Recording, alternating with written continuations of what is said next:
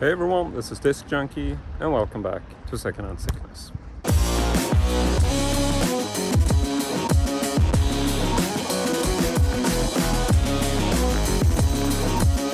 So I'm back at my usual flea market for the summer.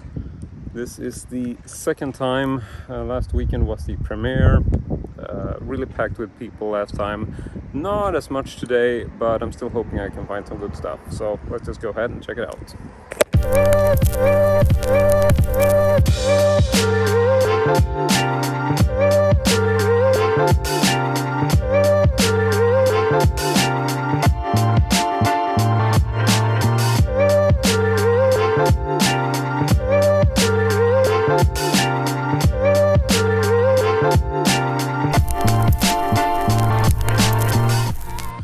Okay, so I am done for the day. Did essentially pick up some cool stuff. I wasn't expecting so much because there wasn't a whole lot of people, but I did actually score some really cool finds. So I am going to drive back as usual in this heat, but I might actually stop off to check out an additional sort of second-hand shop while I'm in the area. So yeah, we'll see if it's open, and otherwise I'm just going straight home. Alright, so I am back home. I've already arrived in the man cave at the table, and now I want to show you today's find. Now, I did actually stop off at a second-hand shop, which I mentioned, but I ended up not purchasing anything in this shop, so you're not going to be seeing any footage from that. So just in case you are curious as to what happened to that side story. But I did have some cool finds today, which I'm really excited to show you. So I thought we would actually begin with one of the least interesting finds of today, which was also the cheapest. And this is just simply a red rental clamshell from the Media Transfer, which is a Swedish distributor from the 80s. And these very sort of classic red clamshells, which will have the classic Transfer logo on the inside. Now, this is not a, I don't even know what's on this tape. And this was just sitting in a random box of videotapes. He wanted 5 Swedish crowns per tape, and I decided to grab this simply because the exterior clamshell was in really good shape. And, commonly, I wouldn't say that these are extremely collectible or anything, but the thing is that every now and then I will, pick up VHS copies on this label, and it seems to me that this particular label has I think it has a size to it, which differs just a little bit, a couple of millimeters, but every now and I will pick up covers like this one. This is for The Running Man, which is one that I had. This is without a tape, but here's just an example as to how some of these transfer editions will look. There's typically a sort of standardized design to them, so they're quite coherent, but the thing is that these inserts look so much better in a red clam, an original transfer clam, and the size is commonly also a little bit different to some of the more common clamshells, which gives me a reason for picking these up in case I do find them. So that's just a little bit of a sidetrack, and this was today's first find, so not a big deal, but if I see them for cheap, I might as well grab one, so I know that I have these cases extra in case I need them. But now let's go ahead and move over to some of the more interesting stuff of the day. And I think we might actually start with the first find that I actually made, and this is also probably my favorite find of the day. And this is a really, really creepy doll. So I don't really know much about this. It's quite big. I'm not crazy about the outfit. I think the outfit is way too modern, but the doll itself looks really, really old. And I was particularly fascinated with this face, because if you look at this is a plastic head, which, even though, it's not a porcelain head. A lot of these old creepy dolls would have porcelain heads. This one does have a plastic head, but it still looks really, really old. And I was absolutely mesmerized by these eyes.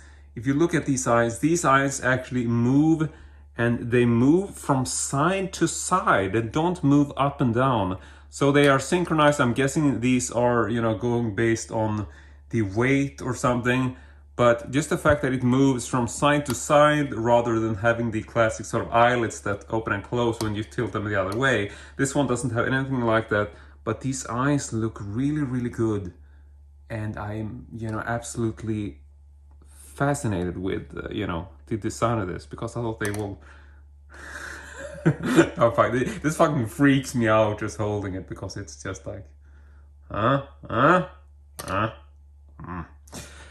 The mouth also looks quite nice. I wasn't really sure if this was a mistake in the painting, but if you look really, really close, it actually looks like there is tiny, tiny teeth painted in. We're not even sure if they're painted. There might actually be physical little pieces in there. I think you should be able to make out. So I thought that was a very, very tiny detail that looked really, really good. And also, you know, I get the... I don't know, this is... I absolutely love this. I think it's so creepy. So we're gonna zoom out so I'm not freaking out on myself too much, because this becomes just insane. Now, I'm not really sure what this looks like underneath. Looking at the arms, these look really creepy. Maybe the head of the doll is older than the rest. Obviously, the clothes are very modern, but looking at these arms and hands, they are like rubbery. I don't know where you would get hands like these. Look, they're very sort of strange. We might actually just remove some of this clothes to get a little bit of a look at what... Oh, there's actually other clothes underneath. Okay, this... I didn't realize this because I didn't really look at this when I was at the... Oh, look! This actually has older clothes. This is great. Wow, I didn't even see this. So I saw this for sale. This was actually being sold with like one of these baby strollers, which look really old. I didn't pick up the baby stroller because I thought that, you know, I don't really have space to have a baby stroller. But something that did catch my eye was the head. It looked really old. And I thought to myself, you know, well, this is really nice, but I really would have liked to have it with a more vintage looking set of clothes. And it actually does have clothes underneath. I mean, this exterior body looks just really, really modern and out of place to me. Oh, look at this. Okay, so this feels much more fitting. Here we have something much more sort of homemade. This looks much more vintage. I'm still a bit unsure about the, you know, generally the body. I mean, you can just look at this. So... yeah, I'm gonna go ahead and assume that the body is fairly modern. I'm no expert, but the body is very, very soft. Also, the whole thing with the feet, they are very rubbery, which I think feels like this modern kind of doll where you're going for very much sort of a creepy likeness in terms of like a real child, which I never... Oh wait, look! This doll actually has lids. Wow. Okay, this doll is creepingly becoming more and more alive throughout this video. So apparently the eyelids were stuck, and the eyelids look surprisingly detailed as well. It's actually... wow. Okay, so the eyelids seem to be a little bit stuck. So guessing something might be broken, or did I do something? Okay, now the eyelids disappeared again. Stop looking at me! Jesus! So anyway, this was my first pickup of the day. Really, really psyched about this, because I am generally looking for creepy dolls right now, because I want to, you know, sort of set up this stuff in my Texas Chainsaw room. I'm really going for a very sort of creepy type horror room, and I want to find some of these cool accessories for that.